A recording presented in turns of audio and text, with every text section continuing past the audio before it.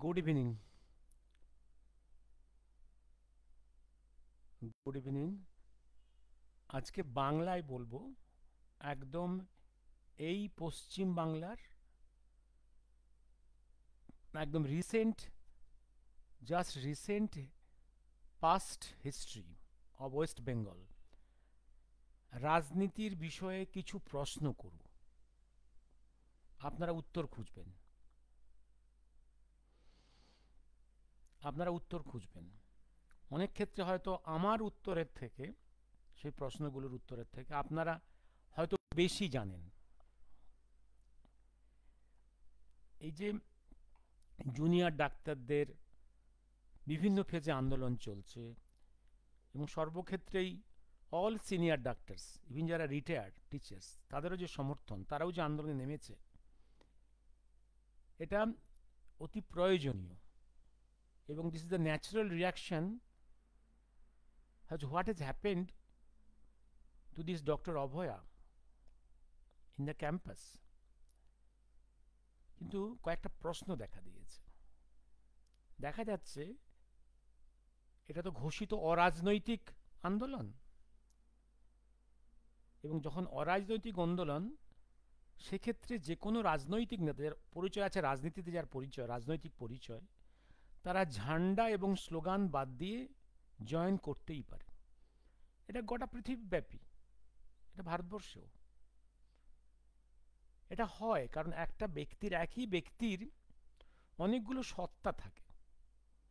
একই ব্যক্তি যখন একই সঙ্গে, he is the father to his sons and daughters, husband to the wife, he is himself a son to the parents, and maybe a doctor to the patients, maybe a friend to his friends. অনেকগুলো role play করতে হয়। And he may be a politician in কোনো ক্ষেত্রে। তার মানে এই নয় যে সে বাপ মার সঙ্গে, ভাই বোনের সঙ্গে, স্ত্রীর সঙ্গে পলিটিক্যাল প্লে করবে। অনেক ক্ষেত্রে এই ব্যক্তি একটা নন পলিটিক্যাল আন্দোলনে জয়েন করতেই পারে, নন without his political flag, without the political agenda and the slogans. কিন্তু কি দেখছি, এই আন্দোলনে একদম সিপিএম এর পুরনো যারা নেতারা জয়েন করেছে,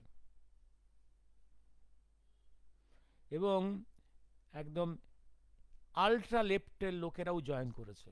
হ্যাঁ, মানলাম তারা ফ্ল্যাগ নিয়ে আসেনি, কিন্তু অনেক ক্ষেত্রেই আল্ট্রা লেফট তাদের স্লোগান দিচ্ছে। হ্যাঁ, কাশ্মীরি, কাশ্মীর আজাদের, কাশ্মীরকে আজাদ করার স্লোগান দিচ্ছে। কিন্তু ট্র্যাজেডি হচ্ছে এইখানটা, যখনই কোনো সংঘ পরিবারের লোক বা বিজেপির লোক, তারা তাদের মিছিলের পাশ দিয়ে হয়তো অন্য কাজে চলে যাচ্ছে, তাকেও তারা গো ব্যাক করছে। বা হয়তো কেউ এই মিটিংয়ে জয়েন করতে আসছে, তাকেও তারা গো ব্যাক করছে। Why this allergy, why this extra allergy and reaction? তাহলে কি আমরা এই আন্দোলনকে নন পলিটিক্যাল বলতে পারি? কেউ যদি বলে this is hijacked by the left, by the ultra left, খুব ভুল বলবে। এবার এই প্রশ্নের আমরা জবাব খুঁজবো, আজকে জবাবটা খুঁজবো।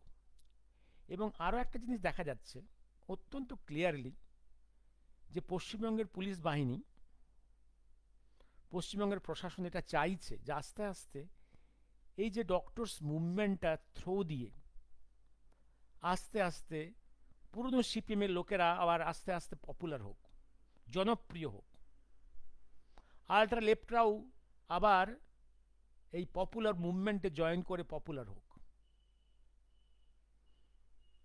এটা দেখার। এইবার কেন, এই উত্তরগুলো খুঁজবো আজকে আমরা, উত্তরগুলো খুঁজবো। I hope I am audible and visible. আমি এবার কতগুলো প্রশ্ন করব, সেই প্রশ্নের উত্তরগুলো নিজেরা খুঁজুন। আমার থেকে হয়তো ভালো উত্তর পেয়ে যাবেন, আপনারা আশা করি ভালো উত্তর পেয়ে যাবেন। আমি দেখছি আমার হ্যান্ডসেটে, yes I am audible, yes. আমি হ্যান্ডসেটের সাউন্ডটা কমাই।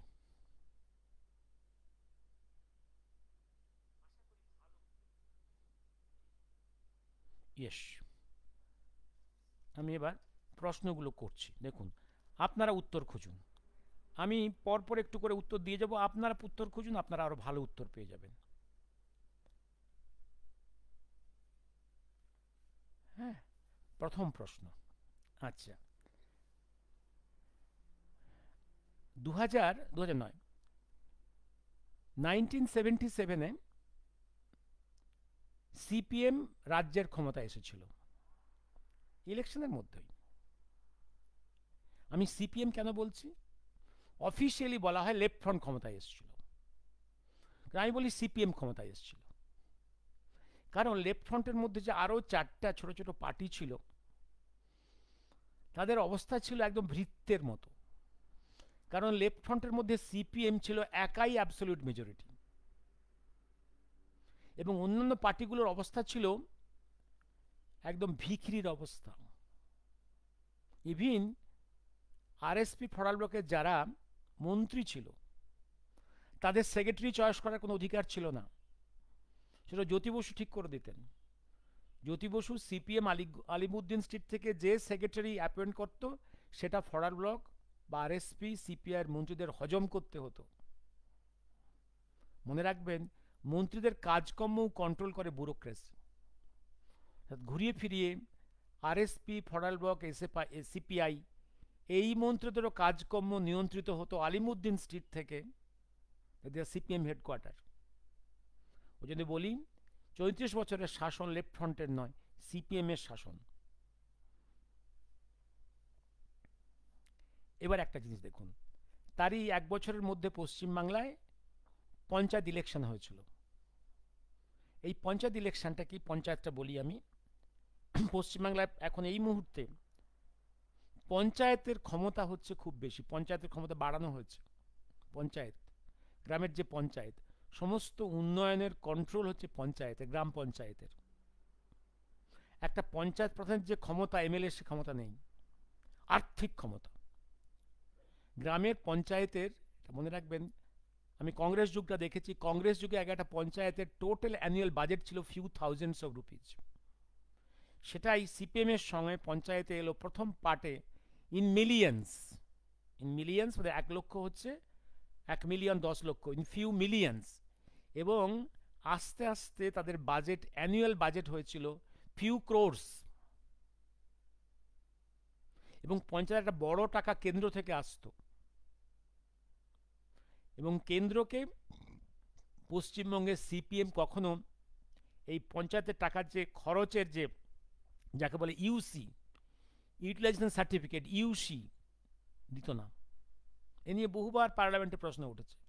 সমস্ত স্টেট থেকে ইউসি আসতো, বেঙ্গল থেকে ইউসি যেত না, যেটা এখনো চলে আসছে।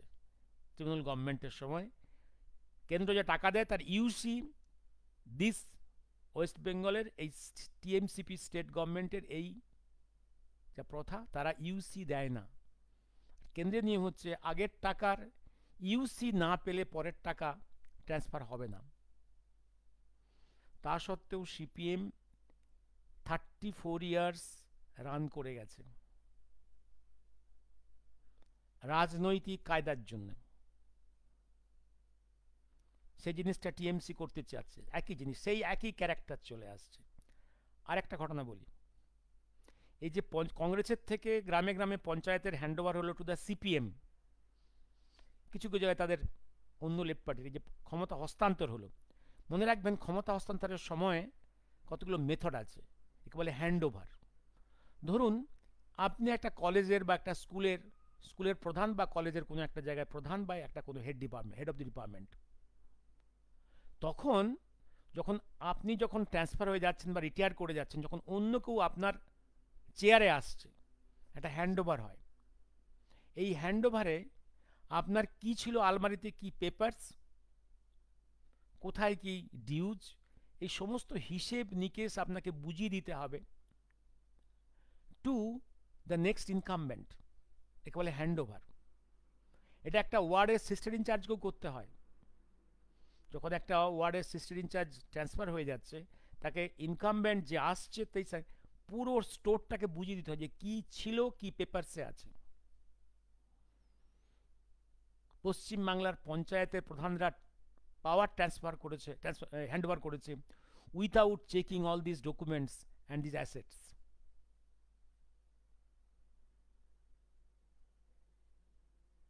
ক্লিয়ার?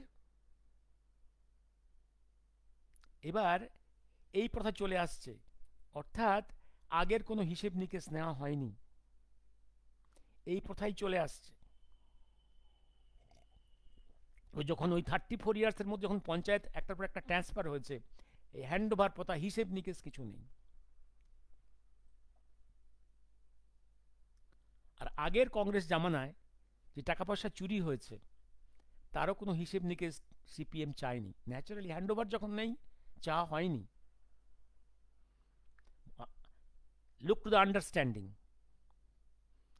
কংগ্রেসের সঙ্গে সিপিএমের আন্ডারস্ট্যান্ডিংটা বুঝুন। আরেকটা ঘটনা বলছি, মনে রাখবেন। সিপিএম ক্ষমতায় আসার, এবার আরেকটা ঘটনা বলি। সিপিএম 34 ইয়ার্স রাজত্ব করেছিল, তাদের প্রচুর অন্যায় অত্যাচারের বিরুদ্ধে টিএমসি নেত্রী অনেক আগুন জ্বালা কথা বলেছে, অনেক আন্দোলন করেছে, অনেক প্রেক্ষাপটে পশ্চিমবঙ্গে এমন ভূকম্প তৈরি করেছে যেন যেন পশ্চিমবঙ্গ একদম ভূমিকম্পে ধ্বংস হয়ে যাবে, এত ভূকম্পন তৈরি হয়েছে। যেমন মনে আছে, যেমন সিপিএমের বিরুদ্ধে সাঁইবাড়ি নিয়ে কত কথা বলেছে, সাঁইবাড়ি নিয়ে কত কথা বলেছে মনে আছে? সাঁইবাড়ি, যেখানে সিপিএমের ক্যাডাররা সাঁইবাড়ির এক যুবককে খুন করে তার রক্ত দিয়ে ভাতে মাখিয়ে তার মাকে খাইয়েছিল। ঢাকুরি আনন্দমার্গে হত্যা মনে আছে? প্রায় 17 জন আনন্দমার্গে খুন করে পুড়িয়ে দিয়েছিল, প্রমাণ লোপ করার চেষ্টা করেছিল সিপিএম। মারিঝাপি মনে আছে?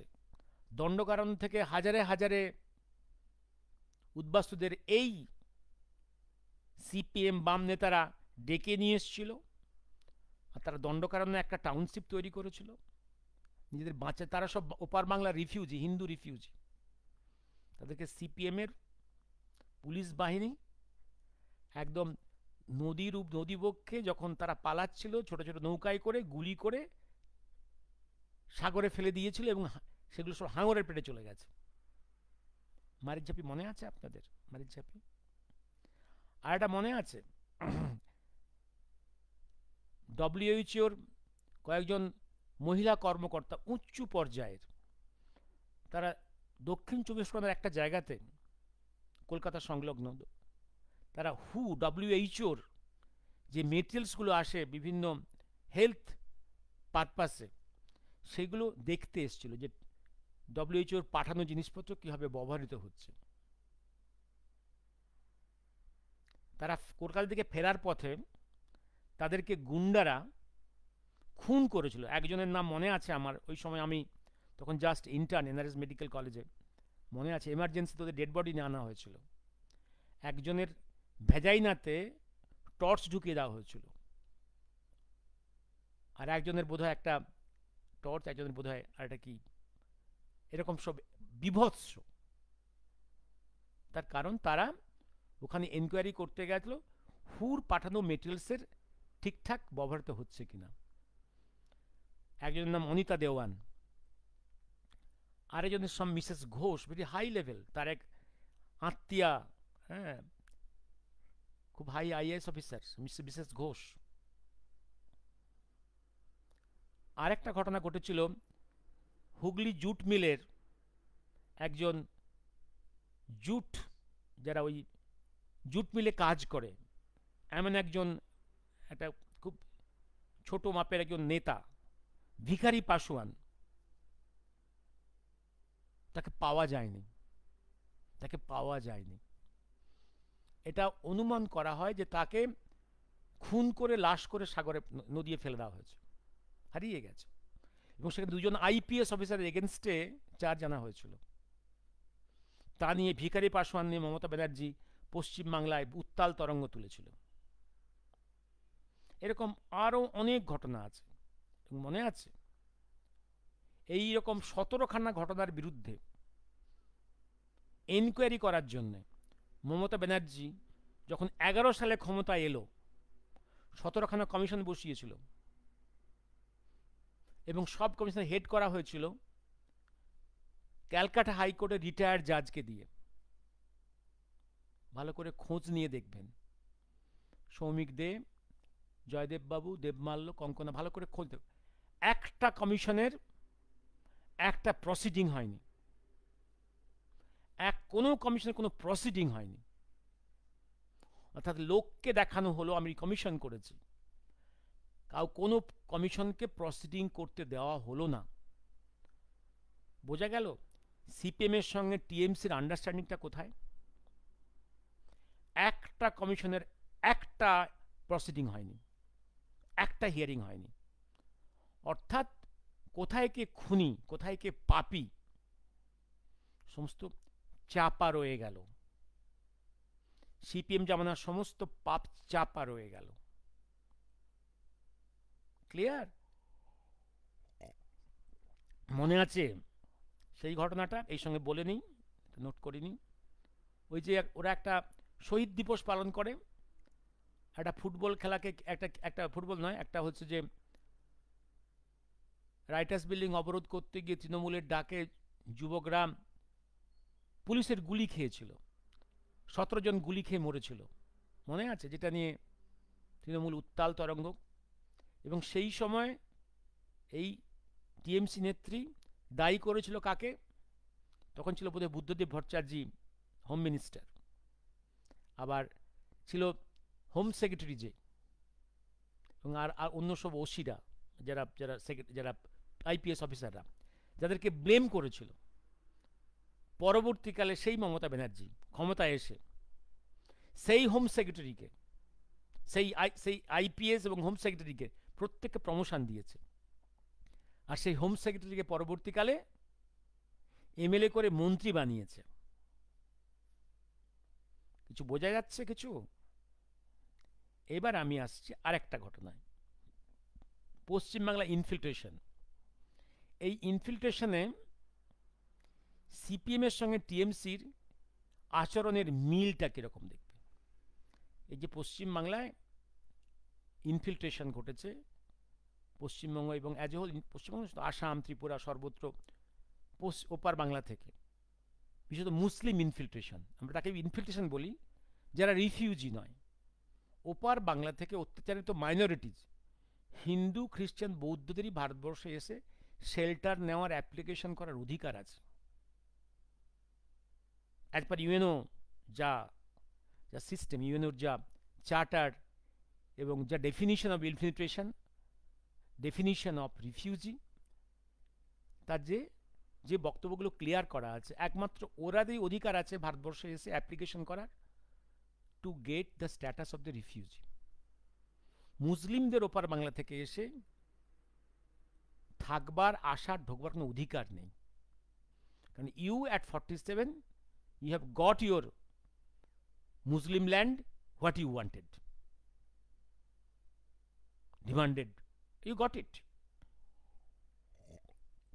এবার দেখুন 71 বাংলা যুদ্ধের পরে যখন, তারপরে যখন 77 থেকে চক্রান্তটা যখন বাড়ছে, চক্রান্তটা কি বলছে একটু, 77 থেকে 34 ইয়ার্সে ইন মিলিয়ন্স ওপার বাংলা থেকে মুসলিমরা ভারতবর্ষে প্রবেশ করেছে। ওয়েস্ট বেঙ্গলের পোরাস বর্ডার দিয়ে, আসামের পোরাস বর্ডার দিয়ে, ত্রিপুরা দিয়ে প্রবেশ করেছে ইন মিলিয়ন্স। এ নিয়ে দিল্লি কোর্টেও কেসও হয়েছে। দিল্লির একটা এনজিও, মনে আছে জ্যোতি বসু যখন চিফ মিনিস্টার, তখন একটা কেস করেছিল। ওরা কেস করেছিল যে ভারতবর্ষে এই দীর্ঘ কয়েক দশকে প্রায় 40 মিলিয়ন, মানে 4 কোটি রিফিউজি প্রবেশ করেছে এবং করে ভারতের বিভিন্ন প্রান্তে ছড়িয়েছে, সেটেল করেছে। তখন সেই কোর্ট থেকে ওয়েস্ট বেঙ্গল গভর্নমেন্টকে একটা করা হয়, একটা সামন করা হয় যে আপনাদের বক্তব্য কি।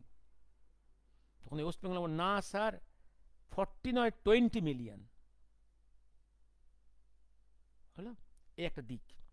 এবার তোমরা দেখবে যে কত মিলিয়ন ইনফিল্ট্রেট করেছে। তোমরা যদি আমি বহুবার কোট করেছি এবং আমার থার্ড ভলিউম নেতাজি সুভাষচন্দ্রের উল্লেখ করেছি আমি, যে একদম অ্যাজ হোম মিনিস্টার ইন্দ্রজিৎ গুপ্ত, হোম মিনিস্টার ইন্দ্রজিৎ গুপ্ত, সিপিআইয়ের ইন্দ্রজিৎ গুপ্ত, যখন যুক্তফ্রন্ট শাসন চলছে যখন কেন্দ্রে, অ্যাজ হোম মিনিস্টার কেন্দ্রে পার্লামেন্টে দাঁড়িয়ে কি কি বলেছে, কত মিলিয়ন প্রবেশ করেছে বর্ডার দিয়ে, এবং কোন কোন স্টেটে কত মিলিয়ন আছে একটা হিসেব দিয়েছে। এই হিসেবটা আমি ওদের পার্লামেন্ট স্পিচ থেকেই আমি কোট করে করে দিয়ে দিয়েছি ওই বইয়ে। তাহলে দেয়ার ইজ ইনফিল্ট্রেশন। এবার দেখুন, এই ইনফিল্ট্রেশন পশ্চিমবাংলায় সব থেকে এনকারেজ কে করেছে? সিপিএম। কারণ যত বেশি মুসলিম ইনফিল্ট্রেশন, তাদেরকে ঢুকিয়েছে, ঢুকে ওদেরকে রেশন কার্ড দিয়ে দিয়েছে। রেশন কার্ড পেলেই সে সময় সব সৎখুন মাপ, তারা ইন্ডিয়ান সিটিজেন হয়ে গেল। এইবার তখন ভোটার কার্ড আসেনি, ভোটার কার্ডের নিয়ে অনেক পরের কাণ্ড হয়েছে, রেশন কার্ড দেওয়া হয়েছে। এরকম করে পশ্চিমবাংলায় এক সময় প্রায় ৭৭ লক্ষ ফলস রেশন কার্ড তৈরি হয়েছিল। মানে ওদেরকে সত্ত্বেও এক্সট্রা ওদেরকে ইনফিল্ট্রেশনে যারা করেছে, মিলিয়ন্সে ইনফিল্ট্রেশন, ওদেরকে তো রেশন কার্ড করেই দিয়েছে, তারও বাইরে এক্সট্রা 70 লাখ ফল রেশন কার্ড সিপিএম তৈরি করে রেখেছিল। সেই এক্সট্রা 70 লাখ রেশন কার্ডের এগেনস্টে এফসিআই গোডাউন থেকে ওরা গম, চাল, কেরোসিন তেল, চিনি তুলত। সেইটা কেন্দ্রের মাল নামাচ্ছে বিনা পয়সায়, আর এটা পোরাস বেঙ্গল বর্ডার দিয়ে ওপার বাংলায় পাচার করত। এই পাচার কাজটা সেই সময়কার, এবং সেখান থেকে কোটি কোটি ইনকাম করত, পার্টি ফান্ডে আসত। আজকে যে জিনিসটা চলছে সেই শুরুটা সেইখান থেকে, আরও অনেক ঘটনা বলছি আমি। এবার মমতা তখন পার্লামেন্টে এমপি, এই মমতা পার্লামেন্টে চিৎকার করে করে বলতো, বহুবার বলেছে, এই সিপিএম ওপার বাংলা থেকে ইনফিল্ট্রেশন ঘটাচ্ছে, নিজেদের ভোট ব্যাংক বাড়াচ্ছে, বহুবার চিৎকার করেছে অন রেকর্ড, এবং বহুবার পেপারস তো ছিঁড়ে একদম স্পিকারের মুখে ছুঁড়েছে, রেকর্ডস আছে সমস্ত, অডিও ভিজুয়াল। সেই মমতা যখন ক্ষমতা এলো, এই ইনফিল্ট্রেশনে চুপ করে গেল, একটা কথা বলেনি। এই চলছে ইনফিল্ট্রেশন, এখনো চলছে, সমানে চলছে। এখন যারা আসছে, আগের যারা, তারা টিএমসি পার্টিতে চেঞ্জ হয়ে ক্যাডার হয়ে গেল, নতুন যারা আসে তারা টিএমসিপি ভোট ব্যাংক বাড়াচ্ছে, একই জিনিস চলছে। এবার এখন আপনি যদি কোনো টিএমসিপির নেতাকে বলেন যে আপনারা কি ইনফিল্ট্রেশনের বিরুদ্ধে, বলছে হ্যাঁ আমরা এখনো বিরুদ্ধে। কিন্তু যদি কেউ এসে গিয়ে রেশন কার্ড পেয়ে আমাদের লোক হয়ে যায়, তাদেরকে আমরা এদেশ থেকে তাড়ানোর বিরুদ্ধে। ভাই, রেশন কার্ড তো তুমিই করে দিচ্ছ, এখন তো ভোটার কার্ড তুমিই করে দিচ্ছ, আধার কার্ডও তুমি করে দিচ্ছ, ফলস। অনেকবার দেখা গেছে একটা লোক রেশন আধার কার্ড নিয়ে চলে গেছে ইউপিতে, কর্ণাটকে, সেখানে দেখা যাচ্ছে একটা বাঙালি, সে রোহিঙ্গা, ওপার বাংলার মুসলমান, তার হাতে দুখানা আধার কার্ড, দুখানা আইডেন্টিটি কার্ড, একটা ওপার বাংলার আর একটা ভারতবর্ষের, দুটো আইডেন্টিটি কার্ড ধরা পড়ছে, দেখতে পাচ্ছেন। দিস ইজ টিএমসি, অর্থাৎ একই জিনিস, টিএমসিপি সিপিএম একই জিনিস। এবার বলে রাখি এই রহস্যটা কোথায়, টিএমসিপির জন্ম কিভাবে আর সিপিএমের জন্ম কিভাবে, এই জায়গাটা ওপেন করলে বুঝতে পারবেন। এবার বলি আমি এই জায়গাটায়, এবার একটা জিনিস বলে রাখি, একটা জিনিস মনে আছে 75-এ মুজিব হত্যা হয়েছিল। মুজিবকে তো হত্যাকাণ্ড একজন করেনি, একটা গ্রুপ করেছিল, এবং মুজিবকে হত্যা করে তারা ওদেশ থেকে পালিয়ে গেছিল।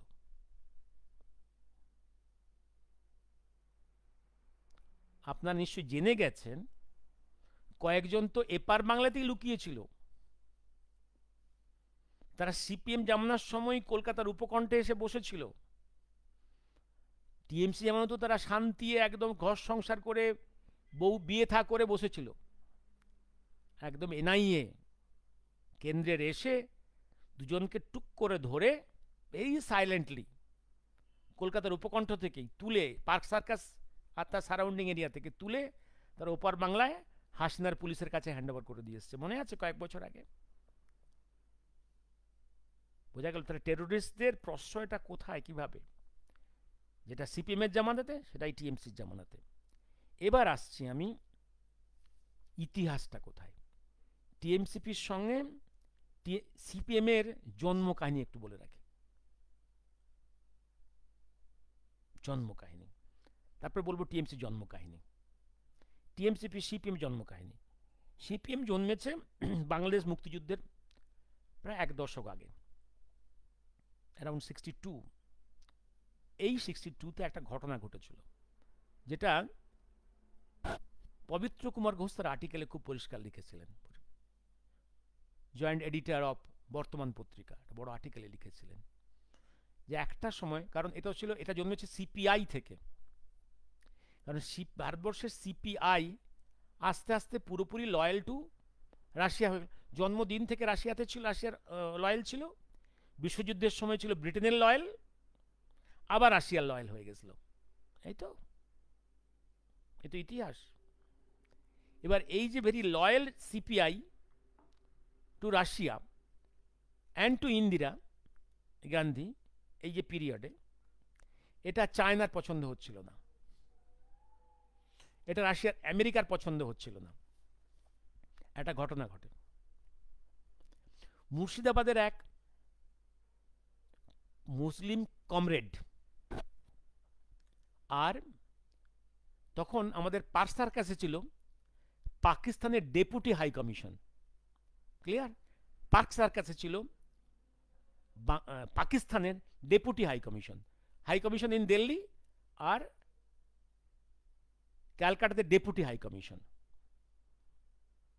সেই ডেপুটি হাই কমিশন একজন উঁচু পদের একজন অফিসার, আর একজন আমেরিকান এজেন্ট। একটা বৈঠক হয়, বৈঠকটা কলকাতার বাইরেই হয়েছিল। সেখানেই ঠিক হয়েছিল যে সিপিআই থেকে বেরিয়ে সিপিএম তৈরি করতে হবে। American agent, China agent, and সিপিআইয়ের একজন মুসলিম কর্মকর্তা এবং পাক ডেপুটি হাইকমিশনার উঁচু পর্যায়ের একজন অফিসার। বোঝা গেল? এবার যে সিপিএম জন্মালো, ভালো করে দেখুন, সিপিএম জন্মালো তো আস্তে আস্তে ভেঙে বেরিয়ে এলো বিভিন্ন কারণে, যে সিপিআই খুব হয়ে গেছে, কনজারভেটিভ হয়ে গেছে, বিপ্লব করছে না, সিপিআই দালাল, আরসিআর দালাল হয়ে গেছে, বিভিন্ন অভিযোগ ওরা বেরিয়ে এসেছিল। এবার সিপিএম এর লোকেদের, আপনি দেখুন সিপিএম এর লোকেরা যারা তৈরি হলো, CPM party, Jyoti Basu join করলো সেখানে, এই সিপিএম এর লোকেরা প্রতিদিন আমেরিকাকে গালিগালাজ না করলে ভাত হজম হয় না। অথচ ভালো করে লক্ষ্য করুন, এই যে ইয়েচুরি ফিয়েচুরি, এই যে সমস্ত নেতারা, ইভিন জ্যোতি বসুর ছেলে, এই সিপিএম এর সব টপ লিডারদের,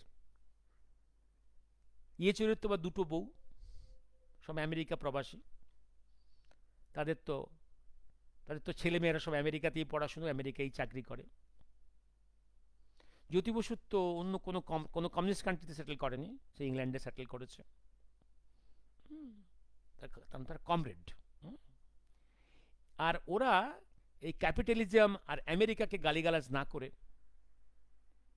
ওদের ভাত হজম হয় না, এটা লোক দেখানো, এটা লোক, ওদের সমস্ত ট্রিটমেন্ট করতে ওরা আমেরিকা বা ইংল্যান্ডেই যায়, রাশিয়া যায় না, চীনেও যায় না, ভিয়েতনামেও যায় না।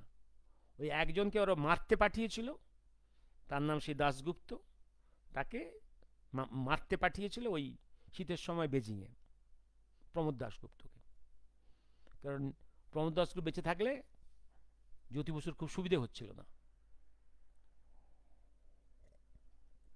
সে আর বেঁচে ফেরেনি। আর সবাই যায় ইংল্যান্ডে যায়, আমেরিকা যায়। বুঝা গেল? আমেরিকার দালাল অথচ কিরকম কমরেড সেজে বসে আছে। জীবন চর্চা কেমন? জীবনচর্চা একদম পুরো রাজাদের মতো।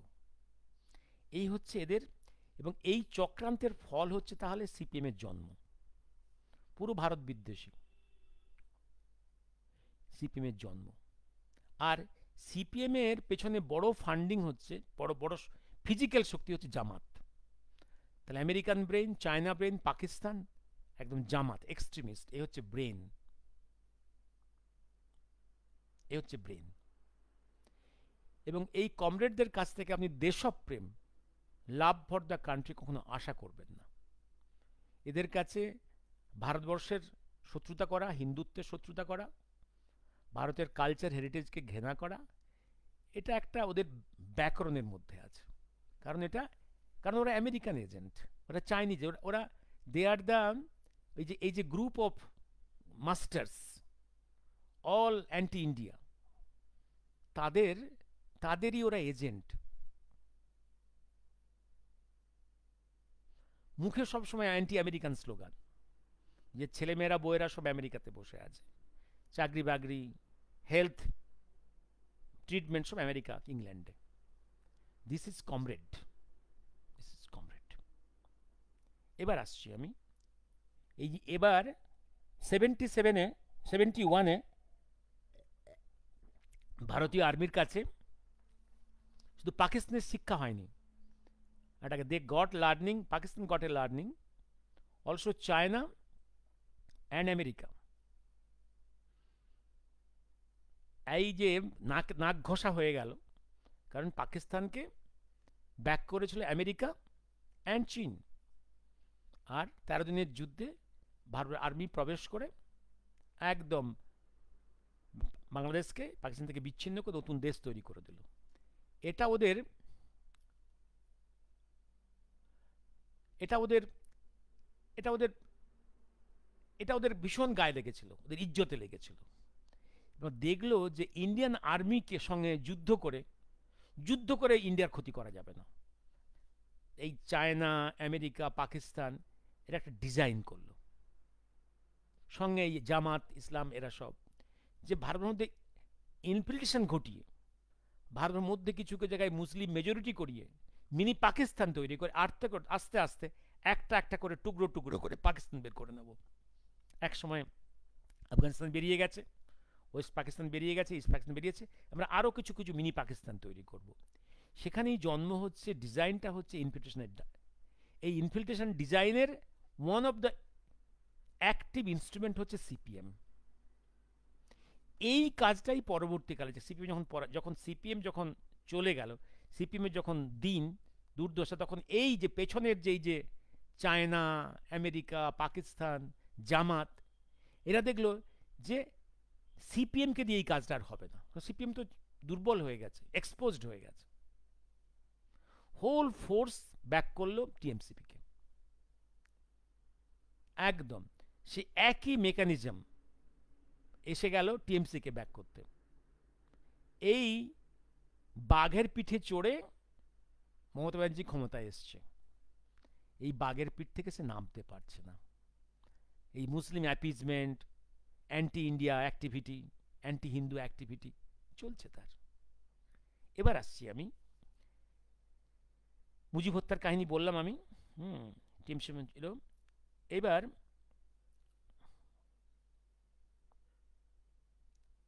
একটা জিনিস বলে রাখি, এই যে মনে রাখবেন, এই যে হচ্ছে ইনফিল্ট্রেশন, বা তারা রিফিউজির বেশে আসছে, ইনফিল্ট্রেশন হচ্ছে, লক্ষ লক্ষ লোকের মধ্যে যদি সবসময় দেখবেন শত্রু ওর মধ্য দিয়েই টেররিস্ট ঢুকিয়ে দেয়, এনিমি ঢুকিয়ে দেয়। আমি ইতিহাস থেকে একদম লাইন বলে দিচ্ছি। মনে আছে যখন একদম লাস্ট সেঞ্চুরির প্রথম ডিকেটে ইতিহাসের পাতা গাদ্দার মুভমেন্ট কি জিনিস? ভারতবর্ষ থেকে কানাডা, আমেরিকাতে এবং ইউরোপে কিছু কিছু জায়গাতে যে পাঞ্জাবি শিখরা চলে গেছিল, ওরা সেখানে বসে অ্যান্টি ব্রিটিশ মুভমেন্টের ওরা মেকানিজম তৈরি করেছিল, বলে গাদ্দার মুভমেন্ট। সেই যখন দেখলো ব্রিটিশ গাদ্দার মুভমেন্ট আস্তে আস্তে ক্রিস্টালাইজ করছে, ওরা কিছু শিখকে ঢুকিয়ে দিয়েছিল ওর মধ্যে, তাদের এজেন্টকে ঢুকিয়ে দিয়েছিল। ফলে গাদ্দার মুভমেন্ট কোথায় কীভাবে এগোচ্ছে, কোথায় কীভাবে তারা লুকিয়ে ইন্ডিয়াতে আসছে, সমস্ত খবর ব্রিটিশের কাছে চলে গেছিল। If you read the Ghadar movement history you can trace this. Even চাটগাঁতে যে মাস্টার সূর্য সেনের যে যে রিপাবলিকান আর্মি গড়ে উঠেছিল, সেখানেও এজেন্ট ঢোকানো ছিল in the form of comrades. ভালো করে দেখবেন, একদম হঠাৎ যুদ্ধ থেকে, জালালাবাদের যুদ্ধক্ষেত্র থেকে দুজন বেরিয়ে চলে গেল, ধরা দিল ব্রিটিশ পুলিশের কাছে, গড়গড় করে সব বলে দিল কোথায় কি হচ্ছে।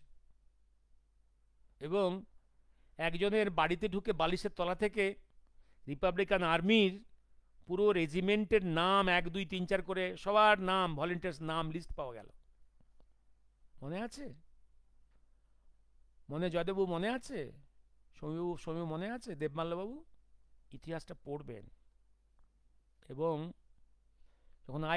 যখন আইএনএতে জয়েন করছে ব্রিটিশ ইন্ডিয়ান আর্মি থেকে, হাজারে হাজারে জয়েন করছে, ওখানেও এজেন্ট ঢোকানো ছিল। কিন্তু মহাকালের এই পর্যায়ে একবার বলছেন না, সমস্ত ক্ষেত্রে বিট্রেড হয়েছি আমরা। This time no mistake, no compromise, no surrender, no mistake, no compromise.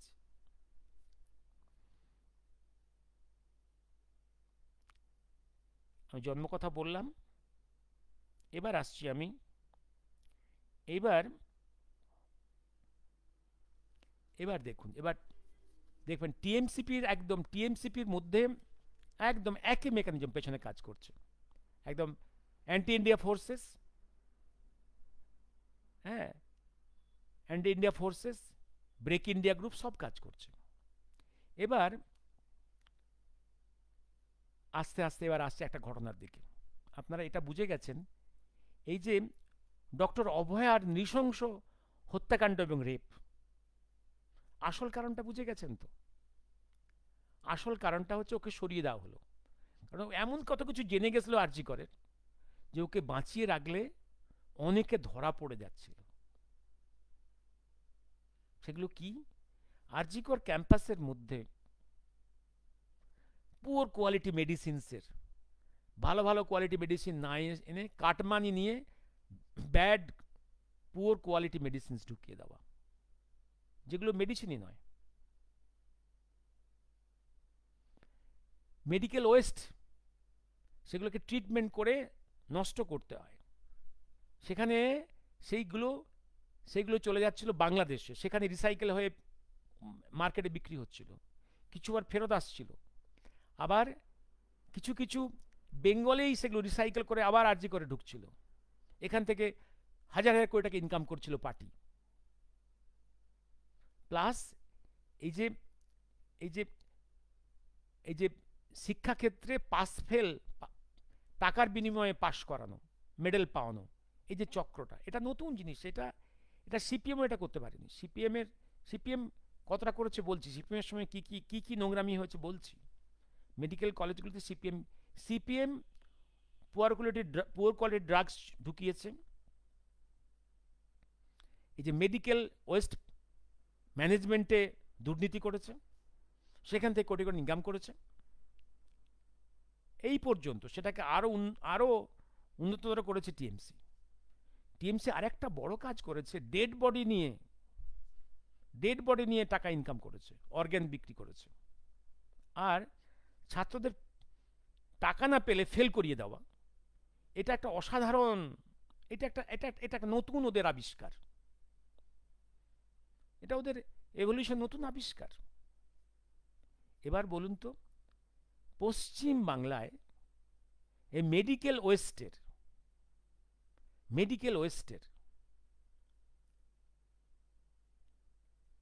ওয়েস্টের ইতিহাসটা কবে থেকে একটু চিন্তা করুন। এই মেডিকেল ওয়েস্ট নিয়ে এই যে নোংরামি করা, প্রপারলি ট্রিটমেন্ট প্ল্যান্টে পাঠিয়ে সেগুলোকে ট্রিট না করে কাটমানি খাওয়া, টাকা খাওয়া, সেগুলোকে রিসাইকেল করানো, এটা কবে থেকে শুরু হয়েছে? শুরু হয়েছে, একদম রেকর্ডস বলছে, একটা হাইকোর্টের কেসে এগুলো এক্সপোজড হয়েছে 2006-এর আগে থেকে। তখন কোন জামানা? সিপিএম জামানা। তখন এই মেডিকেল ওয়েস্টের ম্যানেজমেন্টের under health department, who was the secretary in charge? একজন জুনিয়র সেক্রেটারি ছিল, নামটা রাজীব সিনহা। এবং সেই সময় থেকে আজও পর্যন্ত এমন এমন কোম্পানি টেন্ডার পেয়েছে এই to treatment of the medical waste, কারণ এগুলো একটা প্ল্যান্টে পাঠাতে হয়, সেখানে এগুলো ডিটক্সিফাই করতে হয়, বার্ন করতে হয়, প্রচুর ভাইরাস ব্যাকটেরিয়া আছে এর মধ্যে, এগুলোকে ক্লিয়ার করতে হয়, ডিসপোজ করতে হয়। এবং এমন এমন কোম্পানি সেগুলো পেয়েছে অর্ডার, যাদের ভারতবর্ষে কোথাও কোনো প্ল্যান্ট নেই, যাদের লাইসেন্স নেই, যাদের এনভায়রনমেন্ট সার্টিফিকেট নেই। সেটা চলে আসছে রাজীব সিনহার যুগ থেকে, 2006 থেকে, যখন সিপিএম রাজত্ব করছে। এবার যখন তৃণমূল যখন ক্ষমতায় আসছে, এই রাজীব সিনহার উন্নতি হচ্ছে, পদোন্নতি হচ্ছে, আস্তে আস্তে টোটাল হেলথ ডিপার্টমেন্টের টোটাল সর্বময় কর্তা সেক্রেটারি, ডিপার্টমেন্টের একটা সেক্রেটারি সর্বময় কর্তা। পরে তো আবার হোম মিনিস্টার হয়েছে, পরে তো আরো বড় ইলেকশন কমিশনার অফ বেঙ্গল, যার নেতৃত্বে হয়েছে এইরকম, হ্যাঁ, হয়েছে তোমার ওই 200খানা লাশ পড়ে গেল বিরোধী দলের, সব সব মৃত্যুই নাকি সুইসাইড, বিরোধী দলের 200খানা লোকের লাশ পড়ে গেল এই রাজীব সিনহার সময়, সব লাশ পড়ে গেল। এবং মমতার খুব কাছের ব্যুরোক্র্যাট, বোঝা গেল? তাহলে এই যে মেডিকেল ওয়েস্ট নিয়ে যে হাজার হাজার কোটি টাকা 9-6 নোংরামি, রিসাইক্লিং করানো, এই নোংরামিটা শুরু করেছিল সিপিএম, তাকে আরো ভালো করে ব্যবহার করেছে টিএমসিপি। ড্রাগস, ড্রাগ পাচার, ড্রাগ পাচার আমি বলে দিই আবার, ড্রাগ পাচার 2003-এ নদিয়া রানাঘাটের খুব পপুলার সার্জন ডক্টর চন্দন সেন, চন্দন না আমার ইউনিটারি সার্জন ছিল এনআরএস মেডিকেল কলেজ, আমার সিনিয়র, এমবিবিএস আমার সিনিয়র, এবং পরবর্তীকালে এনআরএসে ব্যাক করেছিল to have MS in surgery, আমার বসের আন্ডারেই করেছিলেন, এবং এমএসে আমার জুনিয়র। চন্দনদার আমার একদম রুমমেট ছিল এমএস করার সময়, very honest, very good surgeon, very popular, very honest.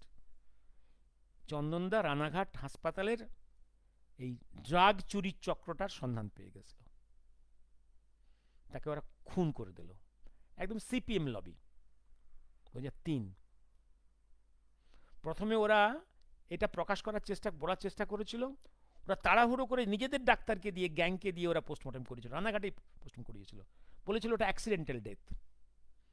NRS থেকে আমাদের দাদারা দৌড়ে গেছিল, দৌড়ে গিয়ে সে ডেড বডিটাকে তুলে নিয়ে কলকাতা মেডিকেল কলেজে নিয়ে এসে সেকেন্ড পোস্টমর্টেম হয়েছিল।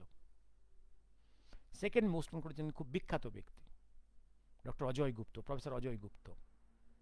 আমি নামটা কয়েকবার বলেছি, মনে করে দেখুন, এবং কয়েকবার দেখবেন টিভির পর্দায় এসছেন। ভীষণ ভালো সাহসী মানুষ, একদম অন ক্যামেরা উনি পোস্টমর্টম করেছে, বললেন যে এটাকে মার্ডার করা হয়েছে। কিভাবে? যে ওর মুখে বড় প্লাস্টিকের ঠোঙা ঢুকিয়ে দিয়ে সাফোকেট করিয়ে মারা হয়েছে, তারপর ওকে জলে ফেলে দেওয়া হয়েছিল, বলা হয়েছে অ্যাক্সিডেন্টাল ডেথ, পড়ে গিয়ে মারা গেছে, জলে পড়ে মারা গেছে। ঠিক একই জিনিস। সেক্ষেত্রে তবু আমরা সেকেন্ড পোস্টমর্টমের একটা সুযোগ পেয়েছিলাম, এক্ষেত্রে সেই সুযোগ তো বাংলার হেলথ প্রশাসন, পুলিশ প্রশাসন এবং মন্ত্রীরা দিল না। লাশটাকে বাম্মার অসম্মতিতে নিয়ে গিয়ে, কিডন্যাপ করে নিয়ে গিয়ে, হাইজ্যাক করে নিয়ে গিয়ে পুড়িয়ে দিল। একই খেলা। এবং ডক্টর সর্দার বলে একজন মনে আছে জুনিয়র ডাক্তার, মুর্শিদাবাদ একটা হেলথ সেন্টারে, সেও ওই ড্রাগ পাচার চক্রের সন্ধান পেয়ে, তাকেও খুন করা হয়েছিল হেলথ সেন্টারে। আমার সব সাল তারিখটা মনে নেই। আর একটা জিনিস মনে মনে রাখবেন, ডক্টর পাল এই হুগলি একটা নার্সিংহোমে খুন করা হয়েছিল। নার্সিংহোমটা ছিল এক সিপিএম নেতার, খুন করা হয়েছিল। একই জিনিস চলে আসছে। এবং এবং আরেকটা জিনিস বলে রাখি, এই এবং আরও একটা একটা বলি, এবং এই 34 বছরে সিপিএম জামানাতে সিপিএমের একটা ডক্টর সংগঠন ছিল যার নাম AHSD। AHSD সব সিপিএম ঘেঁষা ডাক্তার, সব সিপিএমের তোলা ধরা।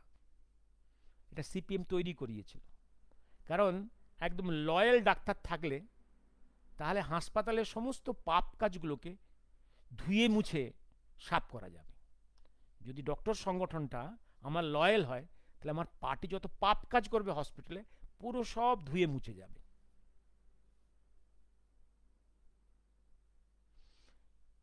1986-এ জুনিয়র ডক্টরসরা একটা মুভমেন্ট করেছিল। সেই মুভমেন্টটা স্যালারি বৃদ্ধির জন্য নয়, হাউস স্টাফ ডাক্তাররা স্যালারি পায় না, ওরা স্টাইপেন্ড পায়।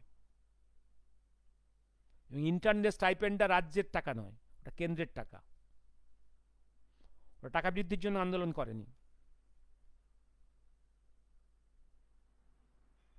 অথচ বলে রাখি একটা জিনিস, ইন্টার্নশিপে আমাদের সময় কেন্দ্র থেকে আসতো আমাদের সময় পার হেড 2000 রুপিজ। এটা ইউজিসির টাকা, কেন্দ্রের টাকা। এটাকে পশ্চিমবঙ্গের সরকার চুরি করে রাখত। 1700 টাকা চুরি করে মাত্র দিত 300 রুপিজ। আমার ইন্টার্নশিপে আমার স্টাইপেন্ড ছিল অনলি 300 রুপিজ। 24 ঘন্টা কাজ করতে হতো, 6 দিন কাজ করতে হতো।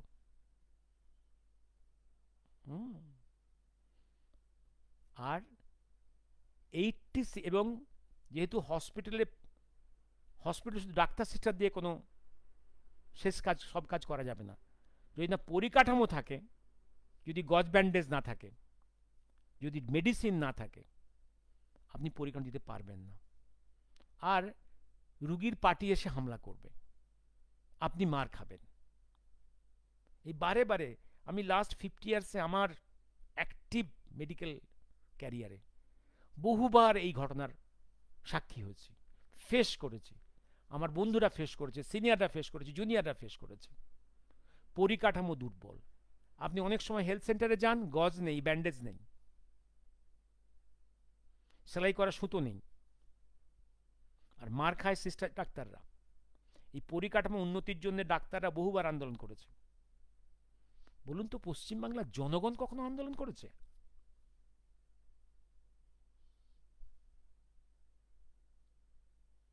পশ্চিমবাংলার জনগণ আমি 50 বছরে কখনো আন্দোলন করে দেখিনি যে এইগুলো চাই।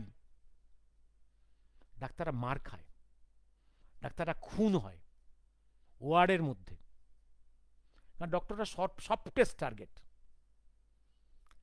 একজন এসডিও, বিডিও, মন্ত্রী সবসময় পুলিশ প্রহার মধ্যে। ভাই মেরিট যদি দেখো, এই এসডিও বিডিওর থেকে মেরিটে ডাক্তার একটা অ্যাভারেজ, অনেক হাই কোয়ালিটির, অল ইন্ডিয়া লেভেলে মেরিট প্লেন্সে অনেক উপরে, তার কোনো প্রোটেকশন নেই। হ্যাঁ, আপনি বলতেন আজকে হয়তো কিছু টাকার বিনিময়ে ডাক্তার তৈরি হচ্ছে, সে তো কোটাতেও আইএস আইপিএস হচ্ছে, সে তো কোটাতেও কিছু কিছু জাজ তৈরি হচ্ছে। আর সব থেকে ব্যাকবেঞ্চের লোকেরা, তারা তো আজকে নেতা হচ্ছে, তাই দেশ চালাচ্ছে। বোঝা গেল। আরেকটা দুর্ভাগ্যের কথা বলে রাখি, এই 86-এর একটা আন্দোলন হয়েছিল, জুনিয়র ডক্টরসদের আন্দোলন।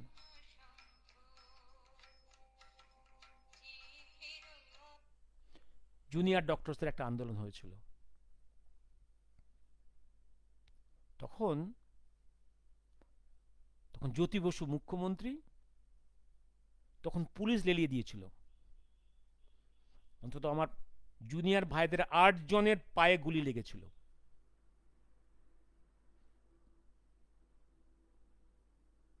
সেই সিপিএম নেতারা এখন এই জুনিয়র ডক্টরস মুভমেন্টে মিছিল করছে। সেই সিপিএম এর নেতারা ডক্টরস নেতারা এখন জুনিয়র ডক্টরস মুভমেন্ট বা ডক্টরস মুভমেন্টে মিছিল করছে। এটা দেখতে হচ্ছে। এই লোকগুলো চিরকাল সিপিএমকে বাঁচিয়ে দিয়ে গেছে। যত চুরিচামারি করেছে বিভিন্ন হসপিটালে, সেগুলোকে এরা হোয়াইট ওয়াশ করে গেছে। ভাই 2001-এও তো আরজিকর মেডিকেল কমপ্লেক্সে একটা ছেলের লাশ পড়েছিল, তারও পরে আরেক ছাত্রের লাশ পড়েছিল, এক অধ্যাপকের লাশ পাওয়া গেছিল। সিপিএম যুগে কথা। আর ডাক্তাররা খুন হয়েছে তো সিপিএম যুগে, এতগুলো বললাম। কিন্তু 2004-এ 2020-তে এই আরজিকর মেডিকেল কলেজ ক্যাম্পাসে 7তলার ছাদ থেকে নাকি গাইনি পিজিটি পোস্ট গ্রাজুয়েট, মানে এমবিবিএস এর পরে সে এমডি করছে গাইনিতে, নাকি ছাদ থেকে 7তলা থেকে পড়ে সে আত্মহত্যা নাকি করেছে, রটিয়ে দেওয়া হয়েছিল। ভাই ওটাকেও তো ওই কি করা হয়েছিল, আর এটাকেও তো তাই করা হচ্ছে, নাকি সুইসাইড করেছে। এই জিনিস ভাই সিপিএম যা করতো তৃণমূলও তাই করছে। সিপিএম এর জামানতেও ছিল ড্রাগ চুরি, ব্যাড কোয়ালিটি মেডিসিন ঢোকানো, আর মেডিকেল ওয়েস্ট প্রোডাক্ট নিয়ে কোটি কোটি টাকা নয়ছয় করা। সেটাই চলছে এখন, শুধু এরা আরো একটু উন্নতি করেছে। এরা মেডিকেল কলেজ ক্যাম্পাসের মধ্যে একটা মেয়েকে খুন করেছে, রেপ করেছে। এটা ওদের আরো উন্নতি, কারণ সেম গ্যাংই তো কাজ করছে, একই একই প্রসেস কাজ করছে। আর এমবিবিএস থেকে পাশ করবে, এমডি থেকে পাশ করবে, থিসিস কি হবে, টাকার বিনিময়ে। এটা একটা নতুন অ্যাডিশন। আমি পৃথিবীতে আমি বহুদিন অ্যাক্টিভলি ডক্টর অ্যাসোসিয়েশন করেছি, একটা অল বেঙ্গল অ্যাসোসিয়েশন করেছি। আমি কখনো অল ইন্ডিয়া প্লেন থেকে কখনো এই খবরটা পাইনি। এটা মমতা ব্যানার্জির টিএমসির একটা অসাধারণ কৃতিত্ব।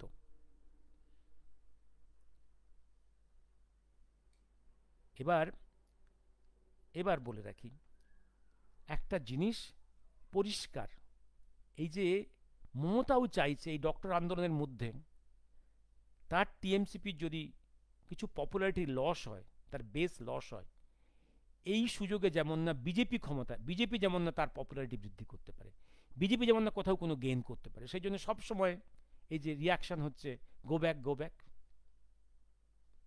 কিন্তু সিপিএম নেতারা খুব অনায়াসে এই মিছিলে জয়েন করছে। ইভিন আজকে দেখলাম এই যাদবপুরের যে স্কাউন্ডেলটার জন্যে ওই ছেলেটাকে মরতে হয়েছিল যাদবপুর কাণ্ডে, সেও নাকি জয়েন করেছে যাদবপুর থেকে এই ডক্টরস মুভমেন্টে।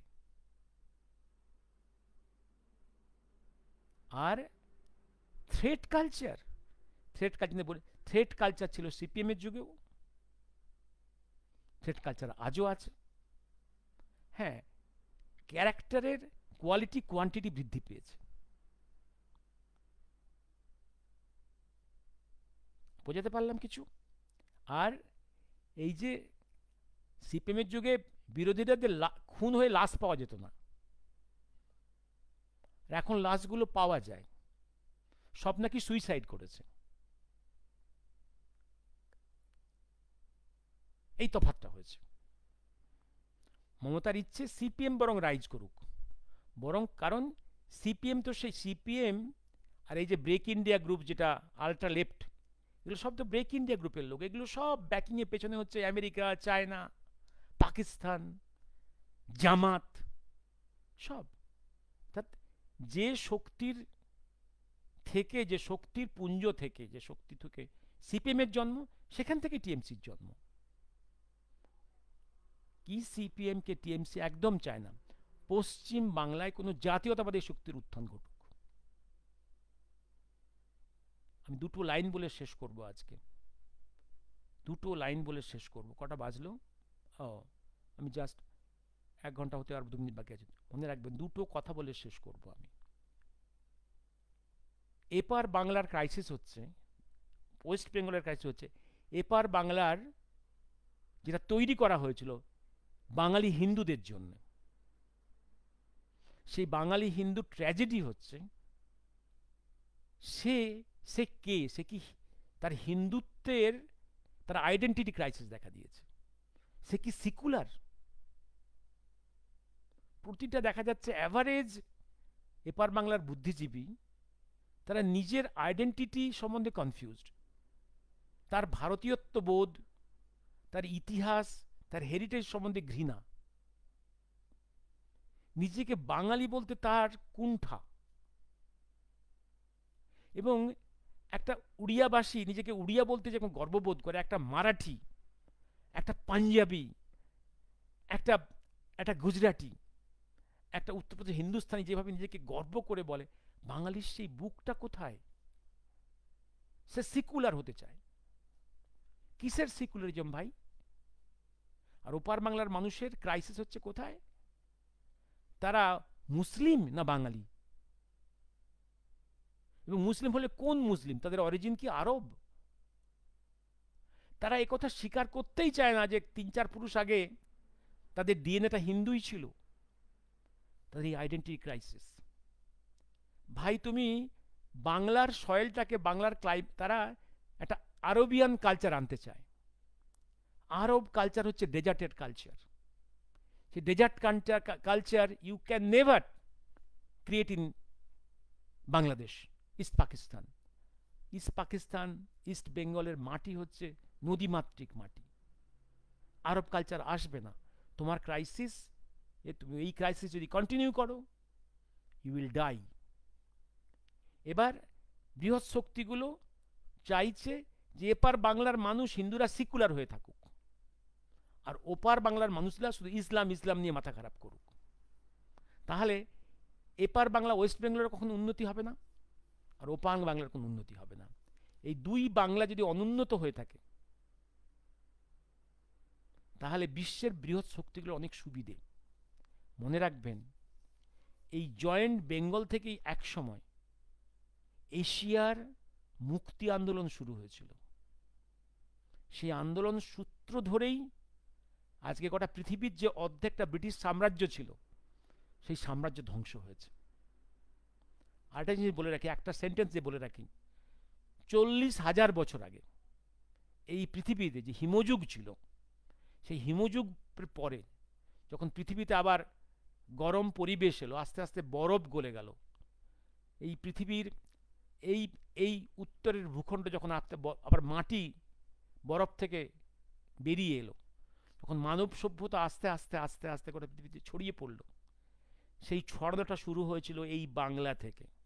গোটা পৃথিবীব্যাপী এই, কারণ মানব সভ্যতা বহুবার উত্থান পতন ঘটেছে, হিমযুগ বহুবার এসেছে। শেষ হিমযুগের এই পর্যায়ে হিমযুগ বহুবার এসেছে, আবার চলে গেছে। এই যে 40,000 বছর ইতিহাস, এই যুগে, এই পিরিয়ডে পৃথিবীর সভ্যতার একদম প্রধানতম কেন্দ্র ছিল এই বাংলার। এই বাংলা, এইখান থেকেই সভ্যতা গোটা পৃথিবী ছড়িয়ে পড়েছিল। মহাকালের ভাষায় একটা জায়গায় বলছেন, তোমার বাংলা কি এইটুকু নাকি? এই এপার বাংলা ওপার বাংলা মিলে কথা বলো। মনে রেখো, তিব্বত থেকে, যেখান থেকে একদম ওইখান থেকে একটা বেরিয়ে এসছে গঙ্গা স্রোত, আর একটা ভাগীরথী, সাংপো হয়ে ভাগীরথী স্রোত, এই দুই মহানদীর মাঝখানের যে বিশাল ভূভাগ, এই সবটাই তোমার বঙ্গভূমি। এই সবটাই তোমার বঙ্গভূমি। আমি এই বলে শেষ করি।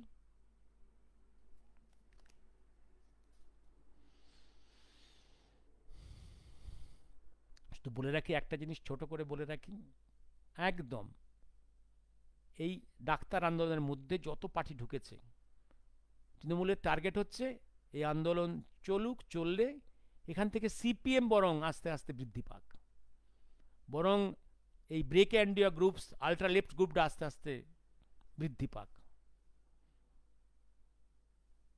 আর সিপিএম চাইছে মানে বিজেপি কোনো রকম ভাবে সংঘ পরিচালনা উঠে আসে, কোনো জাতীয়তাবাদী শক্তির জন্য উত্থান না ঘটে ভারতবর্ষ, এই পশ্চিম বাংলায়। তাহলে সিপিএমেরও ক্ষতি, টিএমসিপিরও ক্ষতি। কারণ সিপিএম টিএমসি দুটোই হচ্ছে একদম ওই জামাত, পাকিস্তান, আমেরিকা, চায়না, এই বিদেশি শক্তির যে গোষ্ঠী, তাদেরই এজেন্ট। এবং দুর্ভাগ্য হচ্ছে এদের কিছু নেতার পাল্লায় পড়ে গেছে আমাদের ডক্টরস মুভমেন্ট। খারাপ লাগছে এটা। আমাদের ভাবতে হবে শুধু ডক্টরস মুভমেন্টের স্বার্থ নয়, শুধু পশ্চিমবাংলার স্বার্থ নয়, সারা ভারতবর্ষের স্বার্থটা। এই ব্রেক ইন্ডিয়া গ্রুপস, এই আজাদি গ্রুপ, এরা রাইজ করবে। এই কমিউনিস্টরা, এই আজাদি গ্রুপসগুলো, এরা পৃথিবীর কারো কোনো উপকার করেনি। এরা ভারতবর্ষের উপকার করতে পারবে না, এরা পশ্চিমবাংলার উপকার করতে পারবে না। শুভরাত্রি। কিছু প্রশ্ন? Ananta Singh was suspicious comrade and along with them another person. Find out the history, you'll get the name. Both the two become comrades. Gandhi থেকে ইতিহাস শুরু, মুজিবুর রহমানে তা শেষ হয় না? না, শেষ হয়নি। কেমোফ্লেজ লোকেরা, গান্ধীর মতো কেমোফ্লেজ লোক, দুমুখ লোক, মুজিবের মতো দুমুখ লোক আজও আছে, আজও আছে। শয়তানরা চিরকালই পুরোপুরি কখনো মুছে যাবে না, বিভিন্ন ফর্মে থাকবে। কখনো কখনো খুব অ্যাক্টিভ পজিশনে চলে যায়, চেয়ারে বসে, কখনো চেয়ার থেকে বিচ্যুত হয়ে সাপ্রেসড হয়ে থাকে। গদর আন্দোলন নিয়ে সানি দেওয়ালের একটা সিনেমা আছে। মদনলাল ধিংড়া ছিলেন গদর আন্দোলনের সক্রিয়, মদনলাল ধিংড়া। আর অসংখ্য বিপ্লবী। গদর মুভমেন্ট নিয়ে অনেক বই আছে। Was Mujib assassination related to Netaji mystery? In which sense? Which sense? ধরুন একটা ঘটনা ঘটলো, আমি শুধু জাস্ট দেখলাম, দূর থেকে দেখলাম। Will you caught me I am associated with that murder? Good evening Joydeb, Debmalya, good evening. আর আর কে? Konkona, yes audible, I hope I am audible. আমি রাখছি এবার। আজকে আমি কতগুলো প্রশ্ন করেছি, তোমরা আরো ভালো উত্তর পেলে কিন্তু উত্তরগুলো দিও। I need to be educated from you. I need to be enriched by your informations. কোথাও যদি কোনো ভুল বলে থাকি, please mention, please give me the scope of correcting myself. I'm always subjected to the corrections. শুভরাত্রি।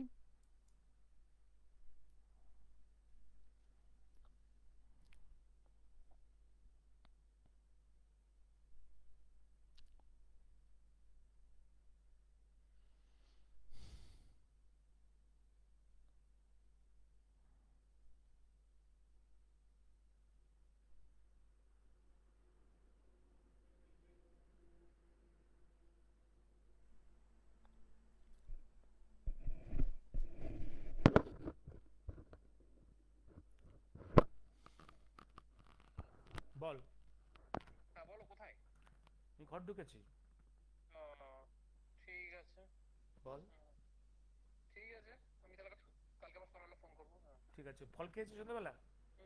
হুম, ওষুধটা খাচ্ছিস? এই হ্যাঁ হ্যাঁ। ওই এটা আজকে রাতেও, হ্যাঁ আজকে রাতেও মাছ পেয়ে গেছিলাম, মাছ খেলাম। প্রোডাক্ট যেটা খাচ্ছিস? খাচ্ছি খাচ্ছি। ঠিক আছে, ঠিক আছে।